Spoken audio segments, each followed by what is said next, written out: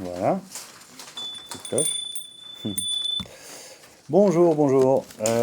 Chers élèves présents, absents, dans le futur, dans le passé. Dans le passé, non, ça marche pas trop. À travers l'espace et le temps. J'aime bien ces trucs-là. Petite présentation assez classique du programme de philosophie de l'année. On va faire le parcours par notion alphabétique.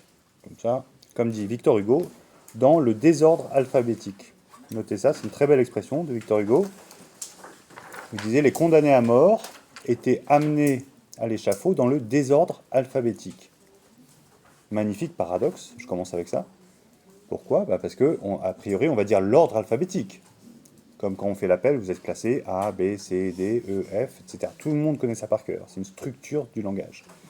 Et en même temps, Hugo, au lieu de dire dans l'ordre alphabétique, il dit dans le désordre alphabétique. Pourquoi? Parce qu'il n'y a pas de logique réelle à classer les gens par A, B, C, D, E, F. Vous voyez? Très intéressant ça. Donc, si on commence dans ce désordre alphabétique selon Victor Hugo, et ça c'est un truc, ça fait classe, vous pouvez le placer dans quasiment n'importe quelle dissertation. Yes? Donc, numéro 1, l'art. Art. Bon. Alors, l'art, très belle notion. Ok. L'art manifeste le désir humain de créer du beau. Que signifie l'expérience esthétique? Quelle est la fonction de l'art dans la culture? Donc si vous avez le bouquin, c'est à la page 12. Hein. Il y a aussi en numérique. Vous pouvez aussi y accéder sur votre téléphone ou votre portable. Très bon bouquin. Ah oui, je présente. Du coup, tout est à l'envers, c'est marrant. Les chemins de la pensée de Jacqueline Russe. Très bon livre. Très bon livre que vous avez beaucoup de chance, mais c'est un des livres les plus difficiles.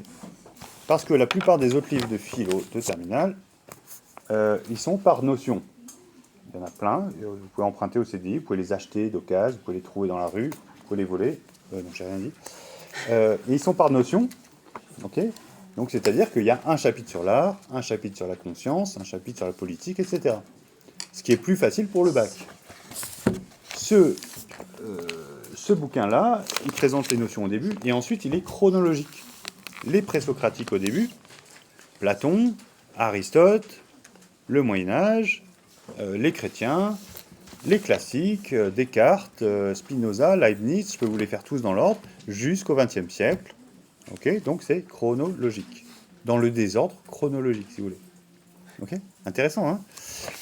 Bon, alors, il faut croiser les deux. Il faut aller à la fois dans le sens des notions, parce que le jour du bac, vous allez tomber sur un sujet genre, ah, on est tombé sur l'art. Ah, trop bien, notre prof, il nous a fait un super cours sur l'art, on a déchiré. Okay, ou ah zut, on est tombé sur la technologie, puis ah, on n'avait pas bien, j'ai pas révisé la science, la technologie, vous allez voir. Okay, donc ça, c'est les notions au bac, vous tombez sur une notion, ou deux notions.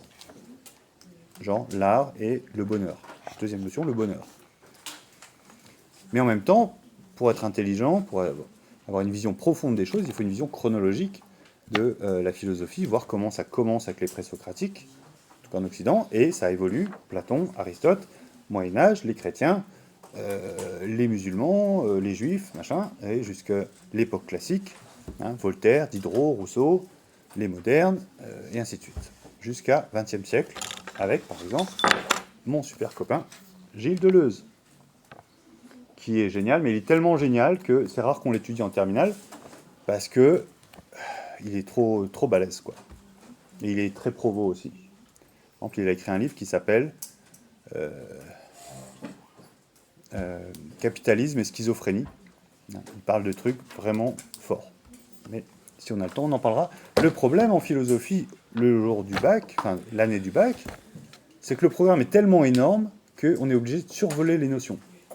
Si on veut voir les 17, il y a 17 notions. Donc là, je viens juste de commencer à présenter l'art.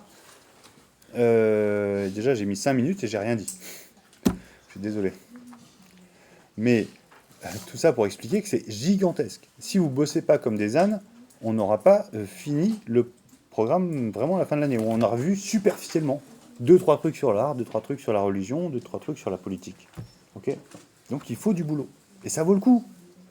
Ça vaut le coup parce que on découvre qu'est-ce que les grands philosophes, penseurs, ont pensé de l'art, du bonheur, de la conscience, et ainsi de suite. Donc là, j'ai fait 5 minutes, exactement.